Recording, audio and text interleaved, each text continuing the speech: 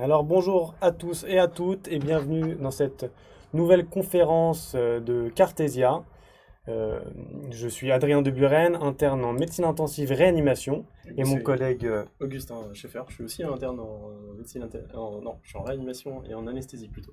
Désolé. aujourd'hui on va vous parler du logiciel Anki. On a reçu beaucoup de demandes sur comment utiliser le logiciel, à quoi il sert, est-ce que c'est bien fait pour nous, quand l'utiliser, de quelle façon. Il y a plein de questions qui nous sont posées, qui nous ont été posées surtout pendant les dernières conférences méthodologie de Cartesia.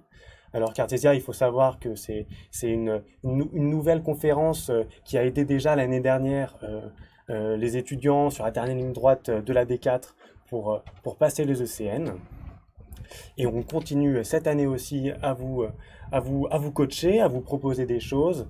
Alors n'hésitez pas à vous abonner à la page et à suivre avec attention le contenu qu'on va pouvoir vous proposer. Ouais, absolument. Et du coup, on va faire ça à deux. C'est un truc un petit peu spécial cette fois-ci. Parce que vous allez voir que chacun d'entre nous, on a notre petite méthode particulière pour utiliser le logiciel qui a une vraie énorme puissance. Donc c'est Adrien qui va commencer. Et ben, moi, je vous retrouve tout à l'heure pour ma partie. Merci Bon Augustin. courage, Adrien. Alors, en première partie, je vais vous parler de Anki. Je vais vous parler du logiciel, comment l'utiliser, de quelle façon l'utiliser. Et après, je vais vous en parler de la façon dont moi je l'utilisais, c'est-à-dire pour tester ses connaissances, principalement. Après, le collègue Augustin va vous dire comment est-ce que lui, il l'utilisait, non pas pour tester ses connaissances, mais aussi pour ficher. Euh, pour ficher, en fait, l'intégralité des programmes de l'ECN. Alors, vous pouvez déjà télécharger le guide d'Anki qu'on a fait pour vous, avec deux trois techniques pour bien utiliser Anki. Vous avez juste à cliquer sur le lien dans la description du live, et vous l'aurez dès maintenant. Sinon, on va commencer. Alors, hop là. Commençons déjà avec le logiciel. Alors Anki, donc c'est un logiciel gratuit pour Windows, pour Mac, qui est disponible sur Internet. Euh, sur, euh, sur Internet, on peut le télécharger gratuitement. Il est très léger, facile à installer. Il est un peu abrupt de décoffrage, comme ça, là, on ne sait pas trop, on a quelques boutons, on ne sait pas trop vers quoi cliquer. C'est un logiciel qui est à la fois simple, mais qui demande quand même quelques choses quelques astuces pour pouvoir l'utiliser, à mon sens, au mieux. Alors, euh, les questions principales, c'est quand utiliser Anki. On nous a beaucoup posé la question pendant les différentes confs, les dernières confs. Alors, à mon sens, Anki, c'est un logiciel qui va vraiment vous permettre de tout faire, de vous adapter aussi à chaque moment de votre cursus. Et il est utilisable depuis la P1, la P2, jusqu'à la D4, même avant. Il faut savoir aussi qu'à la base, Anki, c'est un logiciel pour apprendre les langues. Donc, la médecine, on arrive évidemment à s'approprier, mais à la base, c'était pour faire les langues. Et en médecine, c'est vraiment le logiciel parfait pour non pas réviser comme CIDES, mais vraiment cibler ses connaissances et cibler ce que on veut apprendre et on veut réviser. Euh, Quand l'utiliser donc en D4, pour moi c'est en D4, en P2, en P1, n'importe quand. Pour moi c'est un logiciel qui doit s'utiliser en fait tous les jours, au jour le jour, qui doit être un support même de votre travail, de vos révisions. On fait un chapitre, on fait un chapitre, on voit un chapitre. En même temps, on a un Anki sous la main pour pouvoir mettre des choses, pour pouvoir mettre les informations qui nous semblent importantes dedans. Euh, donc c'est vraiment n'importe quand, pour qui, pour tout le monde, c'est vraiment pas un problème non plus. Alors, Anki, voilà, ça se présente comme ça, c'est un logiciel où on va devoir en fait créer des cartes. C'est en gros les cartes recto verso. Recto une question, verso une réponse. Donc on va créer les cartes, on va faire recto la question, on va se poser en fait une question à soi-même, une question qu'on va vouloir relire, et verso, on va mettre la réponse, qui va nous permettre plus tard de nous poser une question sur quelque chose de très ciblé, et ensuite d'y répondre. Et ce qui est important avec Anki, c'est que c'est quelque chose, ça nous permet d'avoir des questions très ciblées, à l'inverse de CIDES, qui est aussi un des logiciels, enfin la chose la plus importante pour travailler le CN. CIDES, le problème, je pense que ça arrive à chacun d'entre vous, c'est que parfois, on a toujours les mêmes questions. On a des dossiers qui se ressemblent un peu tous, où on a l'impression de perdre du temps avec les questions qui sont toujours les mêmes, peut-être trop faciles. Et parfois, il y a des choses qu'on ne comprend pas, qu'on ne connaît pas, qui arrivent de nulle part. Mais c'est pas la grande partie du temps. Avec Anki, on va pouvoir vraiment cibler ce que l'on veut savoir. Parce que chacun a sa façon de travailler, chacun a son esprit, sa façon de voir les choses en médecine. Et ce qui peut paraître évident pour nous ne le sera pas forcément pour les autres. Et à l'inverse, quelque chose qui est évident pour vos co-externes ou vos collègues, ça va être compliqué pour vous. Donc Anki va vous permettre de vraiment cibler ce que vous ne savez pas. Alors après, ça peut être un peu compliqué aussi quand on retravaille ces Anki. Parce qu'en ciblant ce qu'on ne sait pas, on va retravailler que ce qu'on ne sait pas. Et si on fait des révisions intensives Anki, c'est-à-dire que des choses sur lesquelles on a des difficultés, c'est parfois un peu compliqué, en tout cas pour le moral. Alors voilà, Anki, ça se présente comme ça, on va faire un paquet. Donc notre paquet, ce sera le CN, on peut déjà le renommer le CN. Et dans le paquet ECN, on va ajouter des cartes. Les cartes qui sont le recto verso, on a dit un peu plus tôt. Donc ajouter, voilà, recto verso. Donc recto, on va faire la question. Par exemple, 3 indications. 3 indications de l'hémoculture dans les infections urinaires. Là, on voit bien que c'est quelque chose de très ciblé. On a 3 indications, il ne nous en faut pas 2, il ne nous en faut pas 4, il en faut 3, et c'est tout. Ce qui peut... Donc là, vraiment, on va revoir en fait l'intégralité de la question, et non pas cocher juste une des 3 indications, ou ne pas cocher une indication qui n'existe pas, dans la question spécifique qu'est indication de l'hémoculture dans les infections urinaires. Alors, verso, on va mettre les réponses. Alors, on va pouvoir mettre des indications. Dites-moi dans les commentaires ce que vous auriez mis. À mon sens, si mon souvenir de l'ECN que j'ai révisé il n'y a pas longtemps est bon, c'est la pyélonéphrite grave, la pyélonéphrite avec incertitude diagnostique, et puis l'infection urinaire masculine. Voilà. Avec ça, là on a les 3 réponses à la question, les indications de l'hémoculture dans les infections urinaires. Après, pour pouvoir cibler ensuite notre travail dans Anki, on va pouvoir mettre des marqueurs. Avant, c'était appelé tag. Parfois, selon les logiciels que vous avez, c'est tag, marqueur ou tag. Et là, on va pouvoir... la façon dont j'avais travaillé, c'était de mettre, en fait, les spécialités. Par exemple, l'infection urinaire, ça va être l'urologie. Un espace, on peut mettre aussi l'infectiologie. Et on peut mettre aussi l'item 157. L'item 157. L'item 157 étant les infections urinaires. Donc en fait, après, quand on aura fait beaucoup de cartes, quand on aura un énorme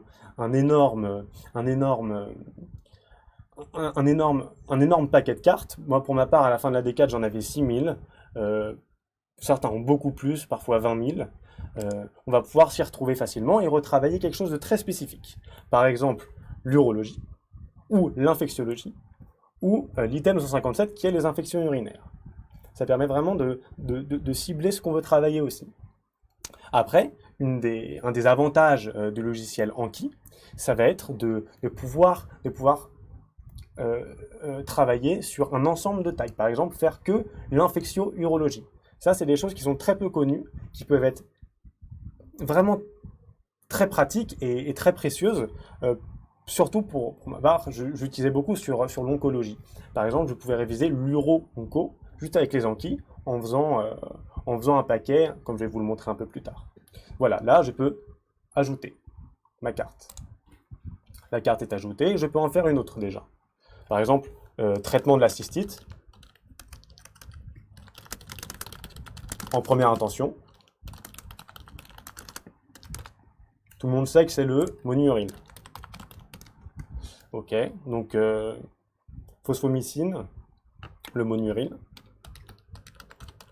trométamol, il me semble. Voilà, là on peut faire pareil, ajouter, on a 2 cartes. Ça c'est la forme basique de Anki. Moi je conseille de faire ça, parce qu'après, regardez, vous pouvez voir qu'on peut faire plusieurs cartes, par exemple avec des textes à trous, des choses comme ça. À mon sens, c'est un peu compliqué, ça va faire perdre du temps sur comment bien faire sa carte, alors qu'en réalité, on peut juste reformuler. Plutôt que faire un texte à trous, on peut juste poser la question assez ciblée. Alors Anki, ça permet aussi de mettre en forme, de mettre en couleur ces cartes, ou d'ajouter aussi des images. Ce que je faisais, par exemple, dès que j'avais un ECG sur CIDES, quand j'avais un ECG intéressant, je le prenais en photo, ou même des radios, des scans, toute image qui me semblait intéressante, je le prenais en capture d'écran, je la mettais en Anki, et je pouvais la refaire après, sous le tag, par exemple, imagerie. Et là, je refaisais. J'avais un tag ECG, j'avais un tag imagerie, et je pouvais refaire comme ça, soit refaire, soit retrouver, parce que c'est important aussi de se dire qu'on peut retrouver quelque chose quand on sait où il est. Voilà comment ajouter une carte. Quand on a ajouté une carte dans notre paquet, donc le paquet ECN, ensuite on va pouvoir parcourir ces cartes pour regarder où elles sont. Alors, voilà. Là par exemple, on retrouve toutes nos cartes. Bon là, on n'en a fait que 2 pour l'exemple, mais on les retrouve avec les filtres. Les filtres ici, c'est ce qui va nous permettre de retrouver les cartes ensuite. Là, à gauche, s'affiche par exemple tous les tags qu'on a. On a vu qu'on avait mis le tag urologie, le tag infectiologie et le tag 157. Alors, quand je clique sur urologie, il y a toutes les cartes qui comprennent le tag urologie qui se mettent. Infectiologie, pareil, et 157 qui est l'item infection urinaire aussi. Et ça, en fait, ça va nous permettre après de cibler la façon dont on travaille. Par exemple, si je mets tag urologie, j'ai fait entrer, j'aurai mes cartes qui contiennent l'urologie. Par exemple, si je fais ajouter, si je fais de la gynéco, là j'ai pas de question en tête, mais je mets une question de gynéco avec le tag de gynéco, ajouter, super, et que je fais parcourir. Si je fais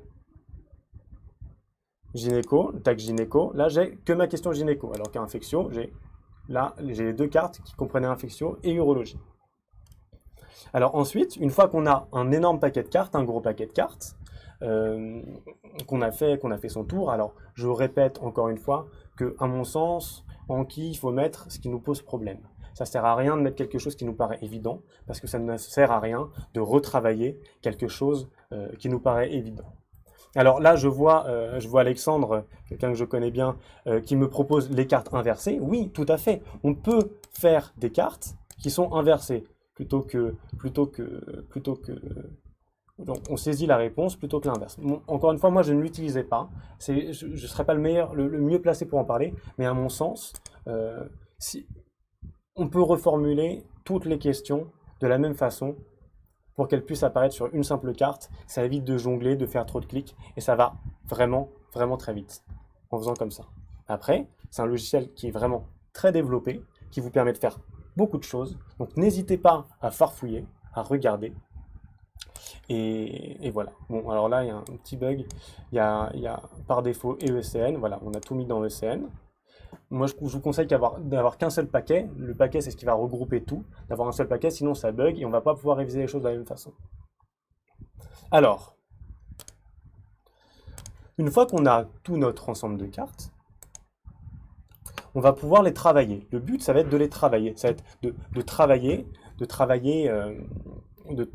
travailler activement, non pas passivement comme sur CIDES où on coche, où la proposition nous fait remémorer la partie de cours qu'on connaît, mais ça va être nous-mêmes de chercher dans notre mémoire. Et ça, c'est un petit problème qu'il y a avec le CNI qu'on a actuellement, c'est qu'on a tendance à arrêter de se poser des questions et de se dire, de toute façon, si je le vois, je coche. Ça, on a tous tendance à se dire ça, à tomber là-dedans, ce qui est vrai la plupart du temps. Mais la connaissance va être beaucoup plus ancrée si on arrive, si on a la capacité de la retrouver de nous-mêmes dans la mémoire. Et peut-on inverser des cartes déjà faites? Oui, on peut tout faire, on peut vraiment tout modifier avec Anki. Alors Antoine me demande, est-ce que tu sais comment déplacer un paquet dans un autre et vice-versa? J'ai fait des bêtises dans mes decks. Alors, il me semble que tu peux, comme ça, en mettant un paquet dans un autre, les scinder et faire des sous-paquets. Après, idéalement, il faut vraiment tout faire dans le même paquet.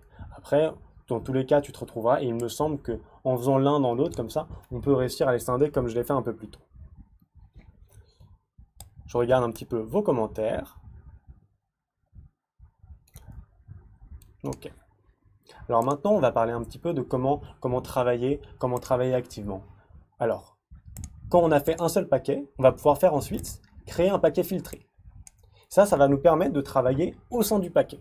Par exemple, on avait dit qu'on avait fait de l'urologie. Alors, on va créer un paquet filtré avec le tag, comme on l'a dit plus tôt, urologie. Générer, et voilà. Là, on a les deux cartes qui comprennent le tag urologie qu'on va pouvoir étudier. Alors, 3 indications de l'hémoculture dans les infections urinaires. On avait dit pyélonéphrite grave, on avait dit pyélonéphrite avec doute diagnostic, et on avait dit infection urinaire. On va afficher la réponse pour voir si on a bon. Nickel. Là, ça va permettre de se creuser la tête, de rater, parce que souvent c'est ça. Si on se pose des questions qu'on ne sait pas, on ne saura pas après, et on va pouvoir activement travailler sur ce qu'on ne sait pas. Et c'est ça le gain de temps énorme d'Anki. Ok, alors là on peut mettre correct, à revoir, facile. En fait, ça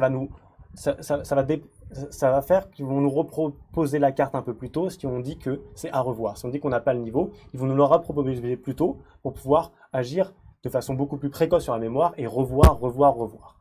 Ok, alors maintenant traitement de la cystite en première intention. On a dit que c'était la phosphomycine, le mononurile. Ok, et voilà. Après, on peut faire encore autre chose. Quelque chose qui est très peu connu. Alors, quand on a fait un paquet filtré, évidemment, on peut le renommer. Par exemple, faire le tag urologie. On peut aussi le supprimer. Le problème avec ces paquets filtrés, c'est qu'une fois que qu'une carte est dans un paquet filtré, elle ne sera pas dans les autres. Donc en fait, moi j'utilisais un seul paquet filtré que je supprimais et j'en faisais un autre. Ok, créer un paquet filtré, tag infectiologie, tag ou gynéco. Et voilà, là on a notre carte de gynéco. Et notre seule carte de gynéco, pas les autres. C'est quand même bien pratique. Chose peu connue, voilà, gynéco. Chose peu connue des étudiants, et qui à mon sens est un atout énorme d'Anki, c'est le tag added one. En fait, le tag added one, ça veut dire added ajouté one pour le nombre de jours aujourd'hui. Ça va nous permettre en fin de journée de revoir les cartes qu'on a ajoutées pendant cette journée. C'est juste génial. On a travaillé toute la journée. On va se dire, j'aimerais bien travailler que ce que je ne sais pas. Que les choses qui m'ont posé problème. Et ben voilà, grâce à Anki, toutes les questions qu'on a mis, on va pouvoir les retravailler en se brossant les dents. Moi, je faisais ça en me brossant les dents le soir. Je me faisais en général, sur les rythmes de croisière, je me faisais 20 cartes par jour sur les révisions, sur les apprentissages basiques. Là, on va pouvoir donc faire outils, créer un paquet filtré, tag, added one. Alors, ça dépend des logiciels. Parfois, c'est juste celui-là. Voilà, added one, qui est celui-là. On va pouvoir renommer. Alors, par exemple, moi, je le renommais question du jour. Question du jour. OK. Et là, on va pouvoir travailler les 3 cartes, peu importe les tags, qu'on a fait aujourd'hui. La gynéco et nos 2 questions d'infection-urologie, l'item 157. On peut aussi faire, comme on l'a dit, outil, créer un paquet filtré, tag 157. Et voilà. On a notre question, nos 2 questions sur l'infection urinaire. Donc en faisant à la fois les spécialités et le numéro de l'item, on va pouvoir réviser que l'item qu'on veut, ou toute la spécialité qu'on veut. Et pour les tours, surtout en D4, moi je trouvais ça génial. Quand on faisait un tour, à la fin en D4, on fait un tour. Enfin, moi je faisais un tour en une semaine. C'est comme ça que nous préparait la fac. Je faisais mon tour en une semaine, je lisais l'intégralité de mon collège et de mes fiches en quelques jours, et ensuite je me faisais l'intégralité des Ankis que j'avais fait sur la spécialité. J'en avais à peu près 500 dessus. Et comme on voit, ça va très vite, faire des Ankis. Et inversement, on peut faire des ADED avec beaucoup de choses. Par exemple, faire les ADED 7 pour les 7 derniers jours. Toutes les questions qu'on a fait cette semaine. C'est quand même très pratique. Alors, ensuite, plus compliqué, je ne sais pas si on va pouvoir le faire sur cet ordinateur parce que Anki, ça va toujours dépendre de logiciel qu'on a. Donc, il faut toujours trifouiller. On pouvait faire le tag infectiologie et le tag urologie. En faisant cette manip, qu'il faudra un petit peu modifier selon vos logiciels, en faisant cette manip-là, tag 1 et tag 2, on va pouvoir faire, si ça ne fonctionne pas, parce que parfois il n'y a pas les guillemets, on va pouvoir travailler les deux tags ensemble. Donc moi je faisais ça sur surtout l'oncologie. Donc je faisais l'uro-onco en faisant tag 1 et tag 2. Voilà, là ça fonctionne. Ça fonctionne, je vous montre sans les guillemets. À mon époque, c'était des guillemets. On fait le tag numéro 1 qu'on veut et le tag numéro 2 qu'on veut. Et là, il n'y aura que les cartes qui comprennent les deux. Il ne va pas y avoir toutes les cartes d'infection plus toutes les cartes d'onco. Si je fais d'uro, si je fais donc uro et onco, j'aurai juste les cartes qui travaillent l'uro-onco. Alors que si je veux travailler toute l'onco, je fais tag oncologie et là, j'ai toutes les cartes qui travaillent l'oncologie. Donc voici comment utiliser globalement Anki dans ces grands axes. Et c'est comme ça que moi, je faisais de façon donc très simple pour pouvoir optimiser au mieux la façon d'apprendre. Parce que c'est ça, Anki, ça va permettre d'apprendre ce qu'on ne sait pas. Alors ensuite, on peut modifier bien sûr toutes ces cartes. Par exemple là, je peux dire en fait non, c'est pas de l'urologie, j'ai envie d'enlever le tag infectiologie, on l'enlève. Et voilà, ça disparaît, il n'y a plus de problème. À mon époque, dès qu'on faisait des modifications de tag, il fallait faire outils et vérifier l'intégralité de la base de données. Ça nous permettait d'en fait actualiser. C'est pour ça que c'est un peu compliqué en Anki, c'est parce qu'il faut faire 2-3 petits trucs comme ça, il faut juste les savoir, comme vérifier l'intégralité de la base de données, ce qui va être en fait une remise à jour. Peut-être que Antoine, c'est ça la réponse à ta question. Peut-être qu'en vérifiant l'intégralité de la base de données, ça va mettre à jour tout ce que tu avais demandé en Anki. Donc, faire le paquet, faire un paquet, pour moi un paquet ECN, mettre toutes les cartes dedans en mettant spécialité, en mettant la spécialité, en mettant le numéro de l'item, et ensuite pouvoir retravailler de façon très ciblée ce qu'on veut, et aussi et surtout faire le added one, qui est la question du jour. Et à mon sens, ça, en fin de journée, c'est juste génial de pouvoir travailler toutes les questions qu'on a fait le jour même. Je m'attends à laisser mon collègue Augustin vous faire sa partie à lui. Lui, il va vous parler de comment, non pas réviser avec Anki, mais aussi comment ficher les connaissances qu'on a au fur et à mesure de l'ECN. Moi, je faisais mes fiches sur OpenOffice, sur un logiciel. Certains les font sur PDF, certains les font d'une façon ou d'une autre. Augustin, qui va arriver d'une seconde à l'autre, avait tout fait sur Anki. Ce qui lui permettait, de ce que j'ai compris, ça lui permettait de pouvoir refaire un tour en quelques jours, en quelques semaines. C'est quand même il a dit en quelques semaines, on peut faire le tour de l'intégralité de l'ECN. Et ça vaut de l'or. Maintenant, je vous laisse Augustin avec tout ça. N'oubliez pas aussi de télécharger en description le guide Anki qu'on vous a concocté. Et voilà, je vous laisse avec Augustin. Merci Adrien. Alors, rebonsoir à tous. Écoutez, moi je vais vous présenter vraiment une manière complètement différente d'utiliser le logiciel. Adrien vous a un peu présenté le concept de la répétition espacée. Moi vraiment, j'ai pas du tout utilisé le logiciel comme ça. Mon objectif c'était plutôt de faire des fiches et même plutôt de faire une base de données pour le CN. je vais vous expliquer comment j'ai fait ça. Alors, tac, je vais juste mettre la diapo suivante. Clac. Voilà. Alors, avant de commencer, puisque là j'ai votre live là en direct, j'aimerais vous poser une petite question à tout le monde. J'aimerais savoir un petit peu, là dans l'audience, qui c'est qui fiche, qui c'est qui ne fiche pas, et dans les deux cas, pourquoi est-ce que vous fichez ou vous ne fichez pas. C'est quelque chose qui pourrait m'intéresser, sur lequel je pourrais rebondir dans ma présentation. Tac. Retenez bien aussi que, voilà, encore une fois, tout ce qui compte, c'est que vous trouviez la méthode qui marche pour vous. Adrien vous a présenté une méthode, moi je vais vous en présenter une autre. Je pense que les deux méthodes ne sont pas compatibles, vous ne pouvez pas vous amuser à faire vraiment les deux pour votre préparation LCN, vous n'aurez pas le temps. Donc, trouvez ce qui est bon pour vous.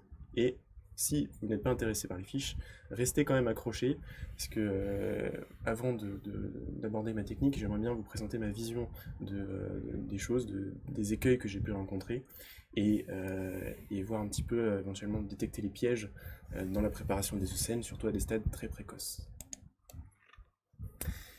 Je regarde un tout petit peu, d'accord. Alors, globalement, les ECN, en tout cas les ECN par QCM, il y a plusieurs problèmes auxquels l'étudiant va devoir répondre. Vous allez déjà faire face à un programme qui est extrêmement vaste. Vous allez avoir des PU qui vont poser des questions mais complètement absurdes sur des détails très très pointus.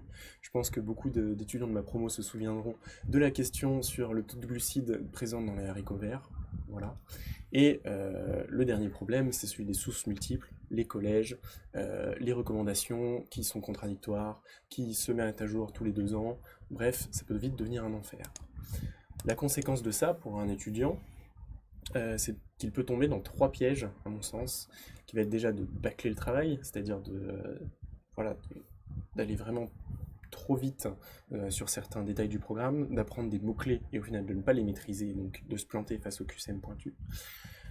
Des étudiants qui vont perdre du temps, des étudiants qui vont aller se plonger dans des recommandations obscures, qui voulaient regarder, je sais pas moi par exemple, les recommandations des sociétés de cardiologie pour la prise en charge de l'après-éclampsie, alors que jamais un cardiologue ne vous posera des questions sur l'après-éclampsie. Et enfin, le fait d'avoir un programme vaste avec des sources multiples, c'est une source de confusion énorme. Vous avez des étudiants qui au final vont apprendre des tas de choses dans différents collèges et au final vont complètement tout mélanger, surtout qu'à la fin, lorsque vous vous retrouvez à l'ECN avec tout le paquet de vos connaissances, si vous n'avez pas structuré les choses dans votre tête, ça devient vraiment un gros bazar. Vous vous souvenez de quelques petites connaissances par-ci par-là, et au final, voilà, vous ne pouvez pas vous y retrouver si vous n'avez pas un minimum structuré vos connaissances.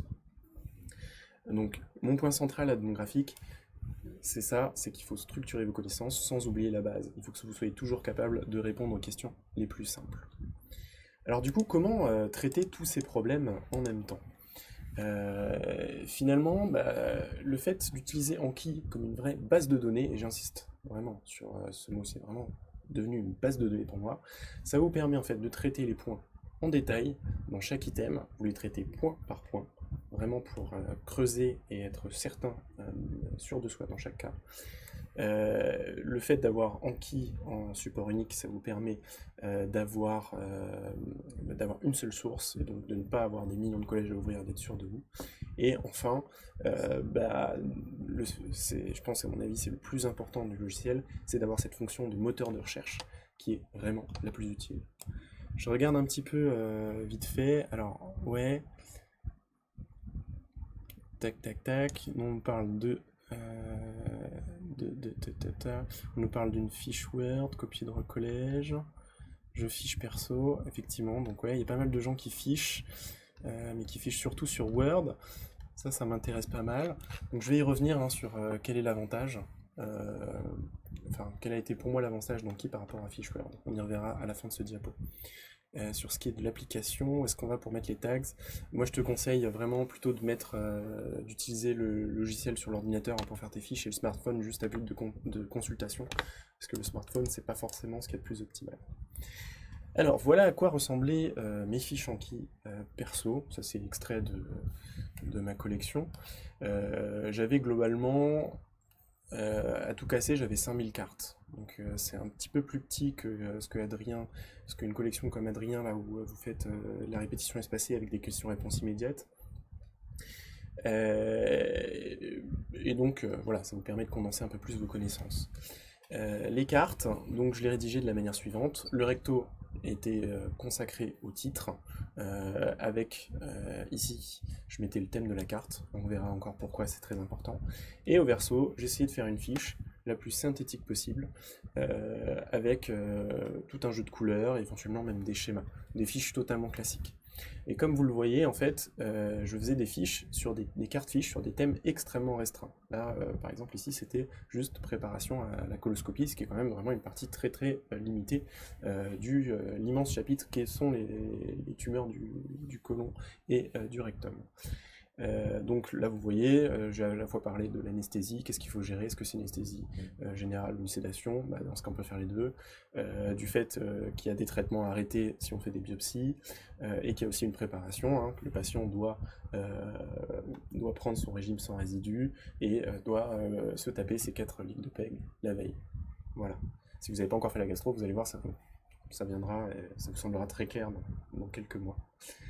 Voilà, voilà. Tu as tout le codage et tu as les étiquettes.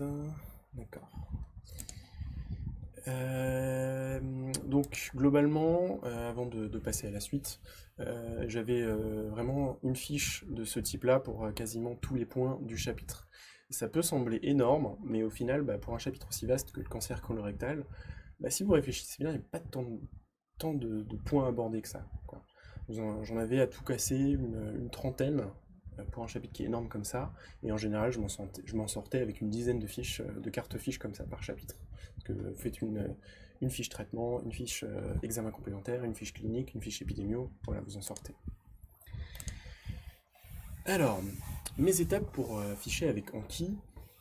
Alors, comme toute personne qui fiche, bien sûr, il faut d'abord s'imprégner un minimum de l'item et de comprendre qu'est-ce qui va arriver à votre patient lambda. Vous ne pouvez pas commencer directement et ficher au fil de l'eau à faire des petites cartes. Ça demande déjà d'avoir compris les différentes étapes de l'item, et c'est même mieux si vous avez déjà un petit peu une histoire naturelle du patient. Par exemple, dans le cas du cancer colorectal, vous allez avoir un patient, il va participer au dépistage, ensuite le dépistage va être positif, donc on va lui demander de faire une coloscopie, puis ensuite on va trouver le cancer, on fera le bilan d'extension, on va faire le traitement, probablement chirurgical au premier, ensuite probablement qu'après il y aura des métastases. Voilà, ça ce sera le dossier classique. Et du coup, en faisant ce cheminement, ça va vous permettre de repérer les différentes étapes. Voilà, d'abord on va commencer par la clinique, ensuite commencer par la clinique, puis par la paraclinique, puis ensuite par le traitement, et vous allez pouvoir envisager les différentes situations. Voilà. Et bien sûr, n'hésitez pas à utiliser des fiches si elles ont déjà été faites, parce que ça peut toujours vous servir. Deuxième point qui est quand même pour moi très très important, ça va être de vous rendre compte qu'en fait un chapitre de médecine c'est toujours la même chose et que vous allez pouvoir les découper à chaque fois en différents thèmes. Donc vous allez toujours avoir des questions d'anatomie ou de physio, des questions d'épidémio et d'étiologie, des questions concernant la clinique, du style les signes de gravité, les signes pathognomiques, etc., des questions de paraclinique, des questions de traitement et des questions de pronostic suivi. Globalement, avec ces 6 thèmes, en fait, vous couvrez déjà tout votre chapitre. Et à partir de là, à partir de ces différents thèmes, vous allez chercher à faire 1 à 3 cartes à peu près par sous-partie. Voilà, par exemple, clinique, quels sont les signes de gravité, quels sont les signes en faveur de l'étiologie, paraclinique, bilan d'extension, quel est éventuellement un petit QCM pour vous inviter à interpréter, par exemple, si vous avez récupéré des photos du scanner, comment interpréter un scanner, des contre-indications ou des précautions avant de réaliser un examen, etc., etc. C'est vraiment très important de découper votre item en différents thèmes. Ce que j'avais fait, comme vous l'avez pu voir aussi dans la petite carte fiche que je vous avais présentée, ça avait été d'orienter directement vos fiches pour en faire des QCM ou des questions directes à laquelle vous allez répondre dans votre fiche. Ça sert à rien de recopier intégralement un pavé du collège, surtout si vous y comprenez rien. Le but, c'est de répondre à une question. Typiquement, la question, là, au début, ça a été j'ai un patient, je veux qu'il ait une colo, qu'est-ce qu'il faut que je prévoie sur le plan anesthésique, sur le plan de la préparation gastrique, etc., etc. Voilà. Je regarde un tout petit peu vos commentaires en attendant. Tac, tac, tac, tac, tac. Ok. Pas forcément de questions particulières qui arrivent. Donc, voilà. Vous partez des thèmes, dont je vous ai parlé tout à l'heure. Au sein de chacun de ces thèmes, vous identifiez les questions qu'on pourrait vous poser par rapport à les thèmes. En général, il y en a une à trois. Et vous ajoutez éventuellement des cartes. S'il y a des points qui sont particulièrement difficiles à mémoriser, du style un score, un pronostic, enfin des trucs qui me sortaient par les yeux et que j'ai déjà tout oublié depuis bien longtemps. Et éventuellement à faire plusieurs cartes si vous avez des items qui sont très vastes, du style le cancer colorectal. Voilà, j'aurais jamais autant parlé de cancer colorectal de toute ma vie, mais bon, bref. Vous pouvez avoir une carte sur le traitement dans le cas où le cancer il est localisé, une carte sur le traitement du cancer quand il est métastatique, et ensuite vous pouvez faire des cartes sur les effets secondaires des chimios, etc. etc. Vraiment, n'hésitez pas à découper quand ça devient trop compliqué. Alors, un point un peu général mais important, quand je fichais sur Anki, le but c'était vraiment que ce qui se conçoive bien s'énonce clairement. Il faut savoir trancher, il faut que vos fiches soient claires et vous permettent de prendre des décisions binaires. Face à un item de QCM, vous allez cocher, c'est oui, non, c'est binaire. Il n'y a pas le choix, vous ne pouvez pas tortiller pour essayer de gratter des points. Du coup, il faut que vos fiches soient à la fois complètes, mais aussi à la fois synthétiques. Ce travail de synthèse, il ne se fait pas du premier coup. Vous ne pouvez pas arriver à un résultat épuré dès le début, vous allez les retravailler. Mais c'est vraiment l'objectif. C'est vraiment l'objectif, c'est de les simplifier, de les rendre colorés, et, comme le point suivant, d'ajouter des images si ça vous permet de bien comprendre. Franchement, Anki, alors bon, ça c'est aussi un avantage de Word, mais c'est que vous pouvez très bien ajouter des images pour voilà, bien comprendre certains points qui sont pas très faciles. Moi j'avais beaucoup de problèmes avec la limite anatomique entre haut rectum, moyen rectum, bas rectum, etc., qui avait beaucoup d'importance pour la prise en charge. Je comprenais jamais à quelle distance il fallait du sphincter, de la ligne pectinée, de la marge, enfin bref. C'était un cauchemar jusqu'au jour où je trouve ce petit schéma très simple, je le customise un tout petit peu sur PowerPoint pour voilà, faire des lignes, et voilà, à partir de ce moment-là où votre schéma est en tête, et ben c'est nickel. Encore une fois, les images, faut pas que ça serve juste à faire joli, vous les prenez de telle manière à ce qu'elles vous servent vraiment à retenir. Alors, on arrive à un point là qui va toucher plus spécifiquement Anki. Il y a un truc très important à faire, ça va être d'ordonner vos cartes pour bien les retrouver. Adrien vous l'a peut-être vite fait présenter. Globalement, Anki a une fonction de moteur de recherche pour consulter vos cartes. Globalement, si vous ne ordonnez pas vos cartes comme il faut, vous allez vous retrouver avec une collection complètement foireuse. Donc déjà, je vous conseille, moi, si vous décidez de ficher avec Anki, de faire un item qui donnera un paquet de cartes. Voilà. Comme ça, vous mettez toutes les choses au même endroit, vous savez où retrouver les informations. Ensuite, très important, quand vous regardez vos cartes, vous regardez là, quand j'avais montré ma carte sur la coloscopique, le premier mot, c'est toujours le thème de la carte. Le premier mot, là, c'est paraclinique. Pourquoi? Parce qu'en fait, le moteur de recherche qui va vous présenter les cartes, il va classer ces cartes par ordre alphabétique. Et si vous mettez le thème en premier mot, du coup, toutes les cartes qui vont concerner la paraclinique vont se retrouver ensemble. Toutes les cartes qui vont concerner la clinique vont se retrouver ensemble. Et etc., etc. Pour les traitements, c'est pareil. Du coup, vous allez avoir une collection de cartes ordonnées, ce sera beaucoup plus simple à utiliser. Et même mieux, en fait, si vous réfléchissez une seconde, en fait, si vous rangez là par thème, anatomie, clinique, épidémio, paraclinique, traitement, en fait, les cartes vont arriver dans cet ordre-là quasiment. Vous allez d'abord avoir anatomie, puis clinique, puis épidémio, puis paraclinique, puis traitement. Globalement, ça va être très très très rapide à retrouver, ce sera beaucoup plus logique. Voilà. Donc, en ce qui concerne le moteur de recherche, alors Adrien vous l'avait déjà montré, pour consulter vos cartes, vous n'utilisez pas le système qu'Adrien vous a présenté pour faire la révision espacée. Moi, je m'en suis quasiment pas servi personnellement. C'est vraiment un choix et une autre méthode de travail. Moi, j'utilisais vraiment le moteur de recherche. Pour ce faire, vous allez cliquer là, sur la fenêtre d'accueil sur Parcourir, et ça va vous ouvrir cette fenêtre. Alors, c'est pas exactement le même écran parce que moi j'ai Mac. Voilà, donc encore une fois, ce logiciel vous pouvez l'utiliser sur plusieurs supports. Mais c'est ça globalement que ça va ouvrir. Je regarde un tout petit peu vos questions. Tac, tac, tac. Super. Il n'y en a pas forcément plus pour le moment. Ouais, si, on ne supprime pas le live et il y aura bien des replays, hein, bien sûr. Et il y a une question sur comment fusionner les deux paquets. Soit tu veux faire, soit tu veux faire en sorte qu'il y ait un paquet qui soit intégré dans l'autre. Dans ce cas, ce sera un sous-paquet. Dans ce cas-là, tu le glisses, comme Adrien t'avait montré tout à l'heure, tu le glisses dans la page d'accueil sous le paquet mère, entre guillemets. Soit alors, dans ce cas-là, tu décides de virer toutes tes cartes, tu prends toutes tes cartes et tu les transfères dans un autre paquet ici. Et pour la question de à partir de quand j'ai fiché, je vais y répondre aussi. Moi je fichais effectivement à partir d'un deuxième tour, mais j'ai commencé dès midi 3. Globalement, j'avais lu déjà les items, et ensuite quand je les ai relus une fois pour les partiels, c'est là que j'ai commencé à ficher, et après en D4 pardon, j'ai revu plusieurs fois ma collection. Donc ce moteur de recherche, je vais y revenir.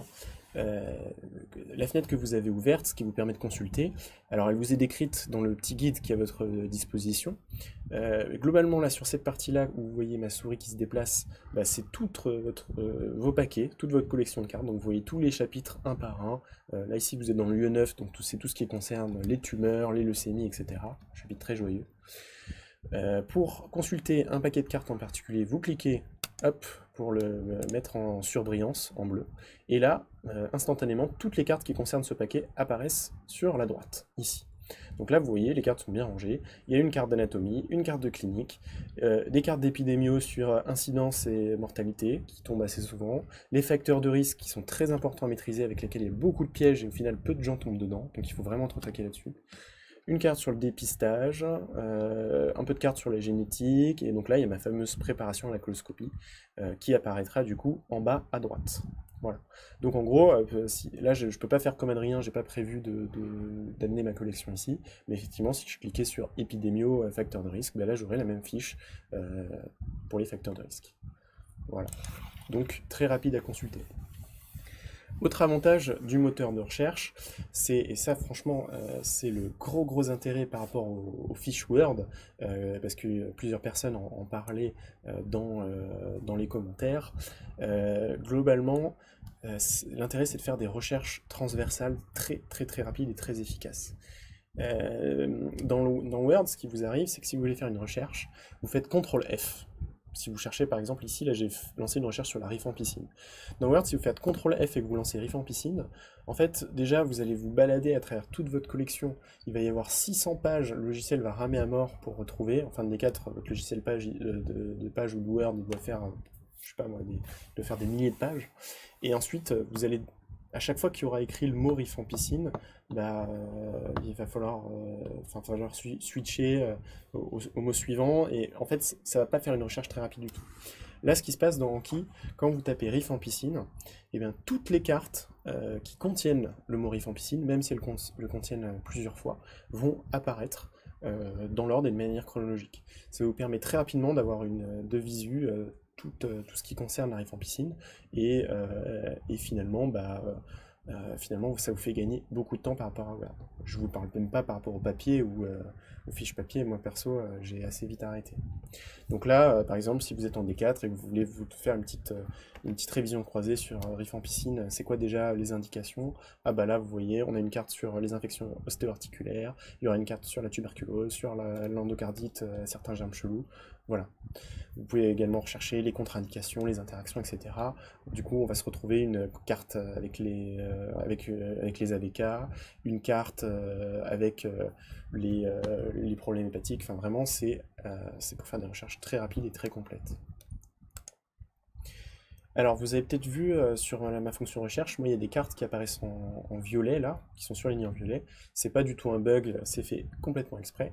En fait, si vous utilisez les tags que Adrien vous avait présenté là tout à l'heure, et que vous utilisez par exemple le marqueur marked, de l'anglais marqué, oh yeah, bah, du coup, ces cartes-là seront mises en surbrillance. Ça vous permet en fait de mettre en valeur vraiment certaines cartes et de bien les faire ressortir. Et parce que ce qui va se passer, c'est qu'en D4, vous allez vous intéresser à des sujets qui sont très détaillés. Et pour ne pas oublier la base, bah, du coup, ça vous permet de bien vous concentrer sur des cartes qu'il faudra vraiment avoir relues peu de temps avant le jour J. Voilà, et le dernier point que je voulais évoquer avec vous, dans tout ça, c'est que ficher sur Anki et faire des mini topos comme ça vous permet, en utilisant en plus le moteur de recherche, ça vous permet de vous assurer que les informations que vous avez sont toujours cohérentes. Et en fait, au fur et à mesure que vous allez ajouter des cartes, bah, vous allez pouvoir faire des recherches à travers le moteur de recherche, regarder si l'information vous ne l'aviez pas déjà écrite ailleurs, et vérifier qu'il n'y ait pas de contradiction entre ces différentes cartes. Vraiment, le but, c'est de retenir une seule prise en charge pour chacun des petits points, une seule information pour une seule question. Comme ça, le jour où vous avez les QCM qui tombent, vous ne vous posez pas de questions. Et même si le PU n'est pas forcément d'accord avec vous, bah, au moins vous n'allez pas vous prendre la tête.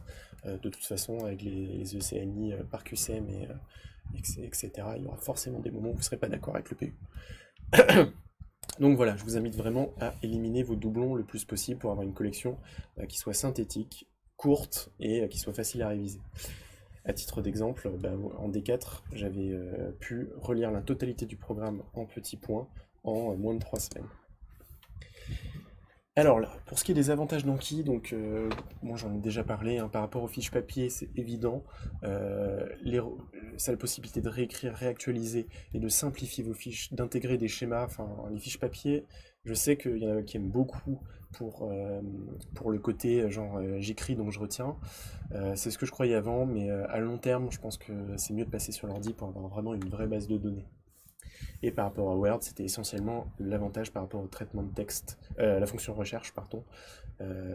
Aussi, en plus, bah, avec ma méthode, globalement, vous pouvez vous servir un peu de l'aspect révision espacée, même si certaines personnes l'ont très bien dit dans les commentaires, c'était difficile de passer les cartes. De passer les cartes très rapidement.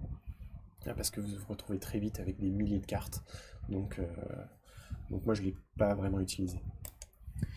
Alors, pour ce qui est du timing, je regarde juste les nouveaux commentaires qui sont arrivés. Comment faudra faire la mise en page centrée par défaut une fois qu'on visualise la carte? Alors, c'est une bonne question. Normalement, alors si je reviens sur Mac, il me semble que quand je reviens sur la fiche à l'entrée, tac. Moi, dans Mac, j'ai champ, et il me semble que quand tu cliques sur champ, ça te permet de modifier ta police, et je pense que tu peux modifier ça aussi, du coup, sur ta carte. Bon, après, comme je consultais en fait les cartes sur le moteur de recherche, et elles apparaissent directement mises sur la gauche, donc t'as pas à te poser de problème si tu consultes tes cartes fiches via le moteur de recherche. Alors, une autre question sur combien de temps ça te prenait pour ficher et revoir l'item par la suite. Tac, tac, tac. Tac, tac, tac, tac, tac. Ça te prenait combien de temps, ça on va en discuter. Alors, on a quelques sceptiques dans la bande. Alors effectivement, Anki, ça va te... Donc pour Baptiste qui ne voit pas l'intérêt d'Anki. Moi, vraiment, je te propose juste une méthode particulière. Ça te permet, euh, ça te permet vraiment de tout avoir, d'organiser ton esprit et d'être sûr que tu as bien tout traité et de l'avoir traité vraiment de manière complète. Et en plus, derrière, ta fonction recherche est beaucoup plus efficace.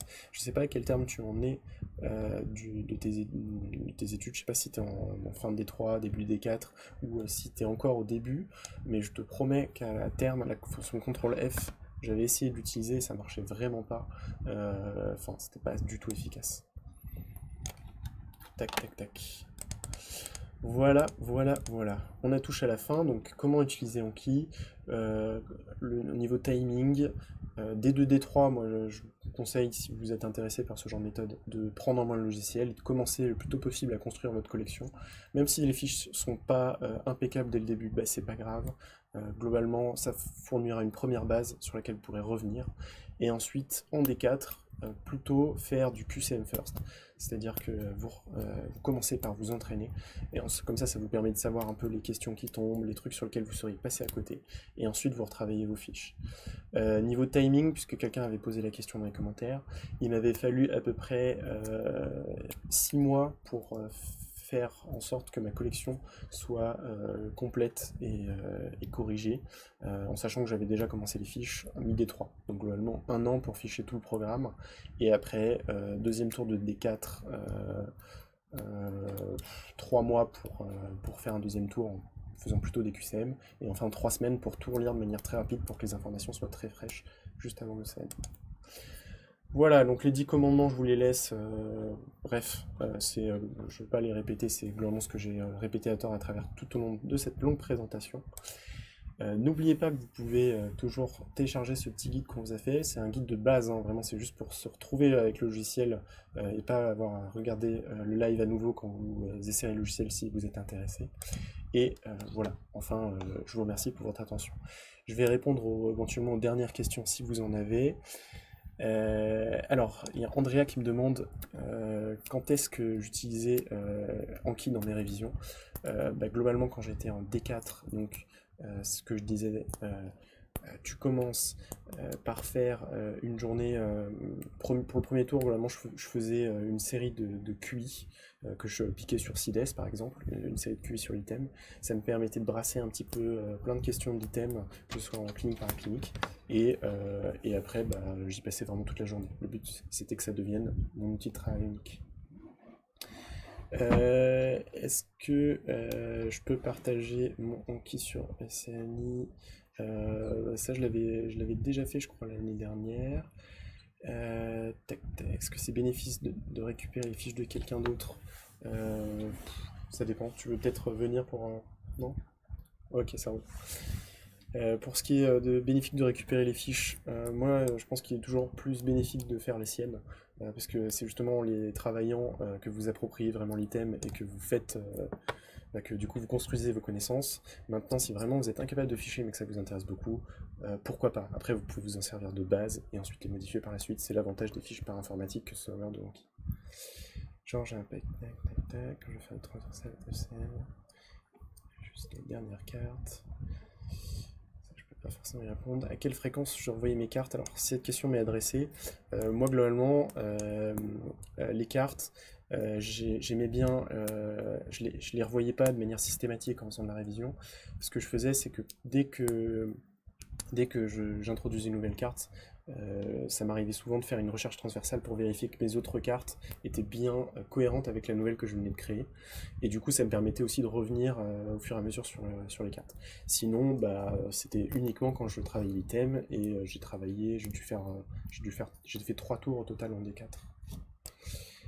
Et du coup, Adrien, tu as une question qui est plutôt adressée à toi. Si tu veux, on va conclure tous les deux. Ouais. Attends, je me mets derrière. Alors. Passer en plein écran. Ouais, t'avais des... La question, elle est où? La question, elle était pour toi ici. Vas-y. Parce que je vais... Alors, j'ai une question pour Adrien, parce que je vais sûrement faire mes fiches, les mêmes fiches que lui. Combien de temps ça te prenait? À quel moment tu le faisais? Deuxième tour. Non, non. Moi, j'ai commencé au milieu de Détroit. J'ai commencé au milieu de Détroit parce que c'est la première fois que j'entendais parler d'Anki.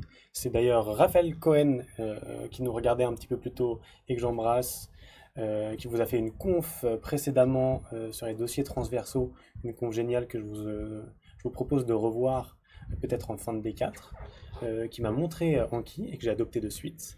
Au départ, je ne savais pas très bien l'utiliser. Et ensuite, ça devenait un petit peu automatique. Et comme je le disais, je le faisais en même temps que je découvrais en fait, pendant mes tours. Donc premier tour première fois que je faisais de la gynécologie par exemple, je mettais ce qui me paraissait important. Et ensuite en D4, je mettais ce que j'oubliais. Et ça prend pas de temps en fait. Ça prend pas de temps en réalité. Combien de temps? Ça prend juste le temps qu'il te faut pour écrire une phrase. Le temps pour écrire une phrase et donc la question et la réponse. Ça ne prend pas plus de temps que ça. Ensuite, pour travailler, je me prenais donc 10 minutes en me brossant les dents pour refaire les 20 questions que j'avais fait dans la journée grâce au paquet filtré à Dead One, comme on l'a dit un petit peu plus tôt. À quel moment je les faisais? Peut-être la question c'était aussi à quel moment je les retravaillais. J'ai retravaillé quasiment qu'en D4, en D3, quand mon deuxième partie de D4. En D3 et en première partie de D4, je les créais. Et ensuite, je m'en servais vraiment comme support de révision intensive. J'ai arrêté de faire des tours à partir de janvier. Euh, les seuls tours que je faisais, c'était des tours Anki, des tours de révision ou vite fait regarder mes fiches. C'était SIDES, Anki, SIDES, Anki. Et quand il y avait quelque chose qui me posait problème, je vérifiais dans mes fiches. Et ça permet d'aller vraiment très vite, de cibler ce qu'on ne sait pas, de s'entraîner sur SIDES et d'avoir, je pense, un rythme qui est très important. Voilà. Selon vous, les deux méthodes sont incompatibles? Non, je ne pense pas, je pense pas. Je pense qu'on peut à la fois ficher, faire des paquets pour ficher, et faire autre chose qui va être des supports de révision. Augustin faisait lui des informations, ça prend plus de temps, c'est ficher. Ficher, ça prend du temps, et comme il a dit, c'est ce qui va permettre à la fois d'apprendre et de comprendre, alors que pour ma part, je m'en servais pour réviser. Donc on peut aussi faire très vite fait, en même temps qu'on fiche, des enquis, une ou deux enquis sur ce qui pose problème. Pour moi, c'est vraiment pas du tout incompatible. On se met en plein écran, tu vois, pour répondre aux Ah oui, questions. bien sûr. Ouais. Non, c'est vrai que je suis assez d'accord avec ce que tu dis, d'autant que bah, avec la méthode que j'utilisais personnellement, tu peux très bien l'utiliser en faisant de la répétition. C'est juste que moi, j'ai pas trouvé le temps, mais après, c'est personnel. Ça peut être un choix d'utilisation logicielle et assez fluide. Bien sûr. Tu peux vraiment décider de plusieurs façons de voir. C'est à toi de voir. Comme je répondais en commentaire tout à l'heure, il n'y a pas de méthode miracle, il n'y a pas de méthode unique. Il ne faut pas prendre ce qu'on vous dit comme une façon de faire merveilleuse et unique. Ce n'est pas le cas. C'est à vous de voir ce qui vous convient et en qui permet ça, en qui permet de faire ce que vous voulez faire. Donc là, on vous propose des choses qui sont complètement différentes, complémentaires peut-être, et qui vous permettent de juste vous faire votre façon de travailler. Et ça, c'est pas mal. Ouais. On avait une petite question purement pratique sur est-ce que Anki c'est payant sur Mac. Alors le logiciel, non, que ce soit pour l'ordinateur en tout cas, que ce soit Windows, Mac, c'est complètement gratuit. En revanche, effectivement, ce qui mentionne, et là il y a eu les réponses dans les commentaires, Anki est payant sur Apple, sur les iPhones. Sur les iPhones, pas sur les Mac. Donc du coup, bah, si vous devez changer de téléphone et que ça vous intéresse, vous pouvez y penser parce que de mémoire sur iPhone c'était de l'ordre de 25 euros. Le mec il est Oui. complètement craqué. Ouais. Ça, c'est un peu dommage. Et c'est Après, gratos sur Android. Sur Android, c'est gratuit. Alors, Marie Soptine nous disait perso, je faisais un peu des deux. Je fais un peu des deux. Genre vraiment révision et certaines cartes plutôt relire une partie d'un item sans faire du par cœur à taper dans les coins. Voilà l'exemple typique de un peu l'entre-deux ou faire les deux en même temps. Chaque façon de faire est la bonne façon de faire si elle vous convient. Et, euh, et probablement que ta façon de travailler avec Anki, Marie, ça va évoluer avec ton cursus et avec ton avancement dans les années ou dans l'année si tu as un des quatre. Ouais, complètement. Sachant que, enfin, nous, je pense qu'on a été un peu extrémistes de notre méthode dans notre coin, c'est-à-dire que toi, tu as vraiment tout fait en mode genre question-réponse. Moi, j'ai tout fait en mode fiche. Mhm. Je pense qu'il y avait pas mal d'informations sur mes fiches que j'ai rentrées, alors qu'à la fin, c'était trivial et que ça servait pas forcément à grand-chose. Et voilà, peut-être que j'aurais pu ne pas les mettre. Moi, mon but, c'est d'avoir une base de données, un organizer, comme disait quelqu'un dans les commentaires là. Donc vraiment c'est malléable et c'est à vous de trouver ce qui est le plus confortable pour vous, encore une fois. Mhm. Est-ce que toutes vos fiches sont disponibles au téléchargement? Alors, ce qu'on vient de vous dire, c'était principalement euh, faites vos fiches. Faites vos fiches, ce sera la chose la plus rentable pour toi. Parce que moi, ce que je disais, c'est que ce qui est important, c'est de cibler ce que toi, tu ne sais pas, tes problèmes à toi. Et, et le collègue disait que c'est en faisant qu'on comprend. Donc après, tu pourras trouver toujours des fiches sur les groupes Facebook, les gens pourront toujours te vendre des choses. Moi, j'ai mon idée dessus, après, chacun fait comme il veut. Bon, bah, il n'y a pas plus de questions, j'ai l'impression. Ouais. Bah, je vous rappelle une dernière fois que vous pouvez télécharger le petit guide qu'on vous a concocté dans les commentaires. N'hésitez pas à aimer les conférences Cartesia parce qu'on va vous proposer encore beaucoup de choses pendant l'année et les années qui vont suivre. Et puis j'espère vous retrouver très bientôt. Ouais, de même. À bientôt. À bientôt.